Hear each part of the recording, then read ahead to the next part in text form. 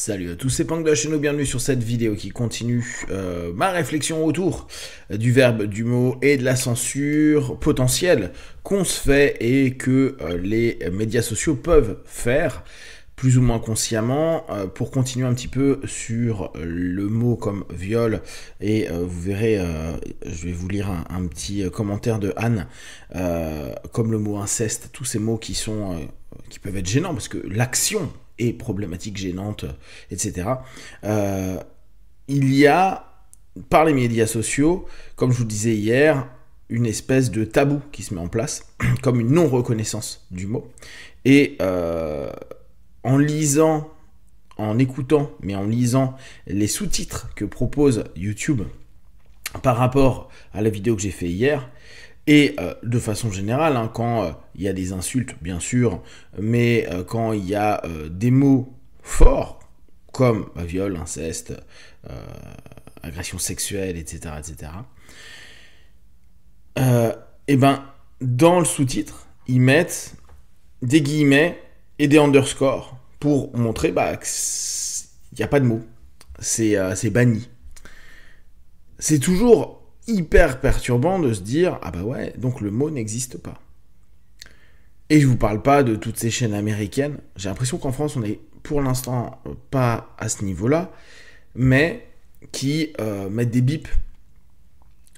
Je me souviens même il y a maintenant longtemps, quand je regardais ou que j'allais aux États-Unis, ça m'avait étonné que pour énormément de talk-shows ou autres, il y avait des bips quand les gens commençaient à s'insulter, quand les gens commençaient à dire des choses qui étaient contre la ligne éditoriale de la télé. Alors pour YouTube,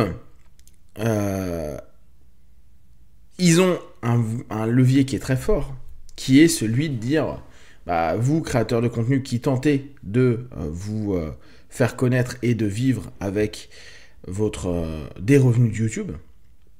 Et pensez bien, les revenus de YouTube, ça va être la monétisation. Et ça va être, après, si la personne est connue, le sponsor qui font les reventes de produits qu'ils proposent à un moment donné, comme les VPN, etc. Donc, l'idée, c'est d'être le plus lisse possible.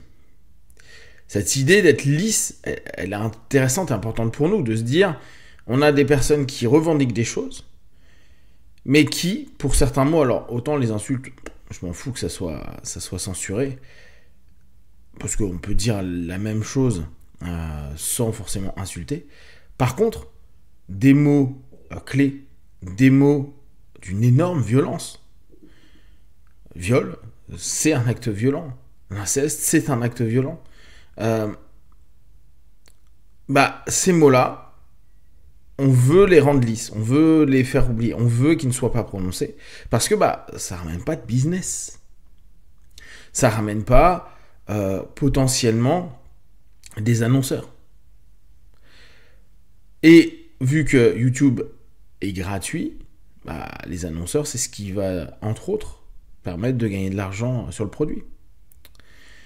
Donc, le fait de tenir les créateurs de contenu par des mots qui sont tabous, qui sont interdits, ils vont pas le dire. S'ils le disent pas et qu'ils ont de plus en plus de monde, ça sera toujours un mot tabou et interdit, jamais prononcé, donc jamais réalisé, prendre la réalité des choses. Et ça diminue l'impact potentiel. D'ailleurs, ça m'énerve tellement ce genre de choses-là, que vous savez, j'avais tenté de monétiser, pas tenté, j'avais mis en monétisation la chaîne depuis août, et hier ça m'a agacé, donc j'ai enlevé la monétisation. Donc logiquement, j'espère, vous aurez à nouveau sporadiquement des pubs, et pas à chaque fois une pub. J'espère, parce qu'on m'avait dit à l'époque que même dans les contenus non rémunérés, ils mettaient des pubs. Ce que je trouve hyper abusé, mais bon, c'est le jeu. Du coup, cette notion de se dire les éléments mainstream, entre guillemets, parce que maintenant YouTube c'est du mainstream, peut-être parfois plus que la télé pour certains, vont conditionner l'utilisation ou non de mots, vont considérer ou pas, vont valider, et encore, YouTube pour l'instant, alors ils peuvent shadowban, donc ça aussi c'est un truc où la vidéo elle sort, d'ailleurs il faudrait que je regarde sur la vidéo d'hier, mais bon, c'est pas forcément des sujets qui plaisent à beaucoup de monde. Moi j'ai pas beaucoup de vidéos vu que je fais une vidéo par jour, pas beaucoup de vues pardon, vu que je fais une vidéo par jour, mais j'ai une moyenne qui se tient à peu près toujours sur la même. Ah non, donc moi ce qui est cool c'est qu'il n'y a pas eu de shadow ban quand on n'est pas monétisé et qu'on met quand même dans le titre le mot viol ou autre. En tout cas pour l'instant, ça se trouve il suffit que un algorithme m'en chope ça, il est possible qu'après, la chaîne et la vidéo soient plus visibles ou difficilement accessibles pour les personnes qui regardent. Alors imaginez quand les personnes veulent gagner leur vie sur YouTube, c'est compliqué. C'est compliqué, donc eux-mêmes vont se censurer. Un des points que j'ai trouvé super intéressant par rapport à ma vidéo d'hier, un commentaire de Anne, hypothèse. La censure de ces mots ne serait-elle pas proportionnelle au déni de la société face aux réalités que ces mots font exister? J'adore. Franchement, j'adore cette réflexion-là. C'est une hypothèse, hein, mais j'adore la réflexion. Je trouve qu'elle est ultra pertinente. Ça marche aussi extrêmement bien avec le mot inceste. On dirait qu'il est imprononçable. Pourtant, ne pas le dire ne fait pas disparaître les faits. Et c'est exactement ça. Et de l'autre côté, le prononcer, et ça... Il y a Emeline aussi qui avait fait un commentaire, je crois que c'était sur YouTube, hop, commentaire, où on parlait justement des séances, voilà. Emeline, elle fait, sachant qu'en séance, c'est souvent la première fois que certaines femmes prononcent le mot viol, il y a aussi des hommes, hein, donc femmes et hommes, qui prononcent le mot viol en réalisant ce qui s'est passé par leur conjoint, dans des situations, par la famille, etc. La verbalisation est un des moments les plus forts et les plus libérateurs.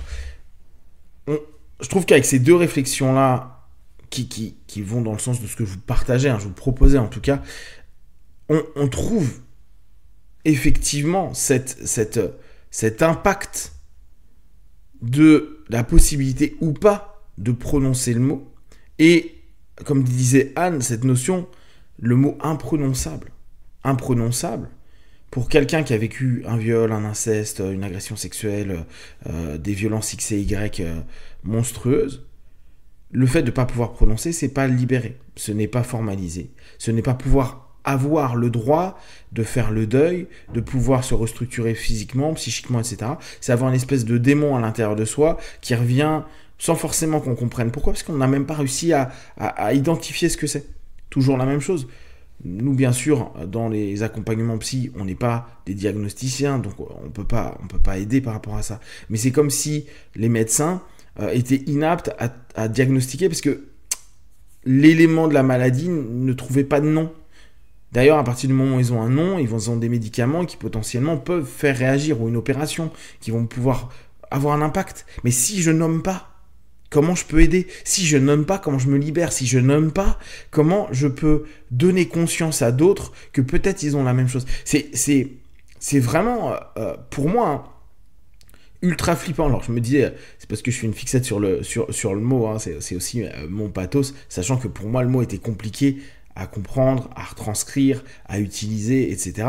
Et quand j'ai certainement capté la force du mot, et encore plus grâce à mon boulot quotidien, où j'ai vraiment cette chance-là, où je me dis, putain, mais le mot, c'est tellement beau et puissant et impactant que le censurer, l'oublier, ne pas le prononcer. Il n'y a pas j'allais dire un manga, mais je crois pas que c'est un manga, parce que c'est pas Harry Potter où il n'y a pas le méchant. Moi, j'ai pas des masses regardé Harry Potter, hein, ou lu Harry Potter, où on n'a pas le droit de prononcer le nom du méchant. Et je crois qu'il y a d'autres films ou séries où c'est un peu l'idée, et c'est comme si ce tabou ramenait énormément de puissance à ce qui n'existe pas, quoi, à ce qui n'est pas prononcé. On sait tous qu'il y a quelque chose, mais en ne le prononçant pas, on ne donne pas la réalité de ces possibilités-là, et la peur, et l'impossibilité de se défendre, et là, je parle pour des victimes, de l'exprimer, de le partager, de faire juger peut-être les gens, ne peut pas devenir parce qu'on n'a jamais prononcé ce mot-là, on l'a jamais formalisé, on n'a jamais osé. N'hésitez pas à continuer les commentaires à ce sujet-là si ça vous éveille quelque chose. Et merci pour les commentaires que j'ai pu avoir. N'hésitez pas également, maintenant quand il y a des vidéos vous avez eu une pub, mettez juste pub pour voir sur combien de vidéos ils rajoutent des pubs et où il n'y en a pas, vu que logiquement, vous ne devriez plus en avoir vu qu'il n'y a pas de monétisation aussi. Et comme d'habitude, ne prenez que ce qui est bon et juste pour vous. Testez, observez, analysez et concluez. Be one, ciao.